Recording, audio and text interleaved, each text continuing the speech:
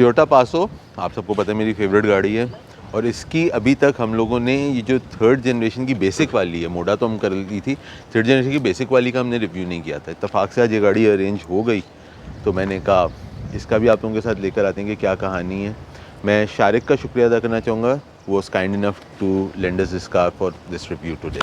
1KR engine, वही 3 cylinder 1000 CC engine जो कि शुरू से टोयोटा पासो के अंदर आ रहा है, इस गाड़ी में भी वही है, और इसके अंदर भी एक अदद CVT ट्रांसमिशन है।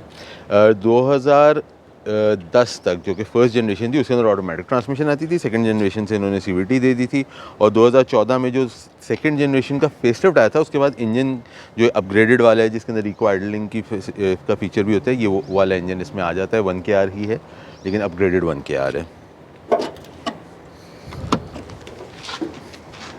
अच्छा, ये गाड़ी एक्स पैकेज है तो इसके अंदर कुछ फीचर्स कम है, जैसे कि अगर आप देखें तो यहाँ पे आपको ब्लैक कवर्स हैं फॉगलाइट्स के, इसके अंदर फॉगलाइट्स आपके पास नहीं है। अलबत्ता जो सेफ्टी फीचर्स हैं उन पे कॉम्प्रोमाइज़ नहीं है, आपका फ्रंट रेडार ज़रूर मौजूद है इस गाड़ी के अंदर। टोयोटा का एक एम्बलम आ जाता है। हेडलाइट अगर देखें तो जो मोडा है that looks more close to the Passo second generation, और जो उसकी एक हायरार्की के साथ ये थोड़ा सा फ़र्क चीज़ है।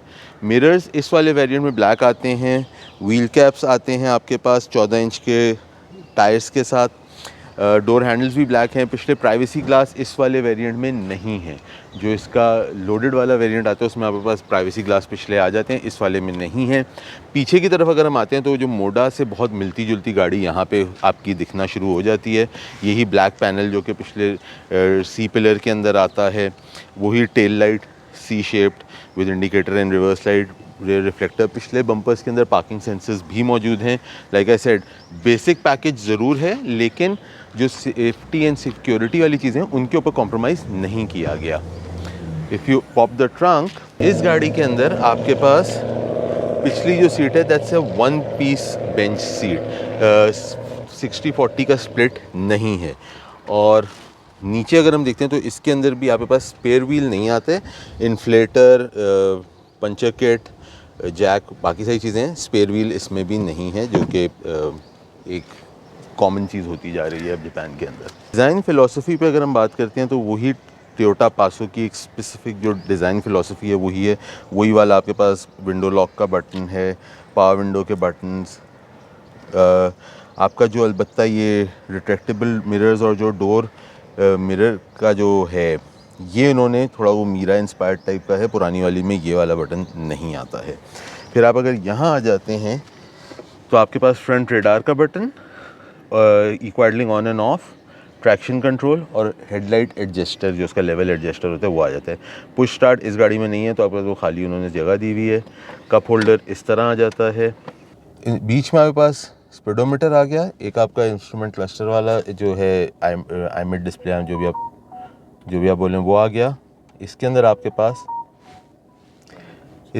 आपके पास ट्रिप मीटर, ऑडोमीटर, रेंज, ये सारी चीज़ें आती हैं। 2 अलग से इन्होंने नॉक्स दिए हुए हैं जिसमें आपके पास घड़ी को आप एडजस्ट कर सकते हैं। इसके साथ स्टीयरिंग के अंदर आपका कोई मल्टी फंक्शन के बटन्स नहीं है।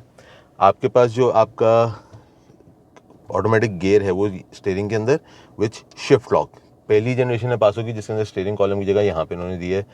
मैनुअल क्लाइमेट कंट्रोल है, नेविगेशन, आपके हैज़र्ड, और बीच में आपके पास एक अच्छी खासी स्टोरेज की स्पेस आ जाती है। प्रॉपर ग्लव्स कंपार्टमेंट है अनलाइक द पासोस प्रीवियस जनरेशन, जिसके अंदर इस तरह से ये लेआउट थोड़ा चेंज है। नीचे अगर आप देखते हैं तो आपके पास आपके 12 वोल्ट का पावर सॉकेट और उसके साथ आपके पास एक अदद मज़ीद स्टोरेज स्पेस आ जाता है। ऊपर आ जाएं तो 2 आपके हाई लैंप्स आ गए। हाँ, ऊपर आ जाएं तो आप जब ऑन करते हैं गाड़ी को तो आपके पास सीट बेल्ट्स का बताता है कि आपकी पिछली सीट बेल्ट्स की क्या पोजीशन है, कि पिछली सीट बेल्ट्स किसने पहनी है किसने नहीं पहनी हुई, जो कि एक बहुत अच्छी चीज़ है।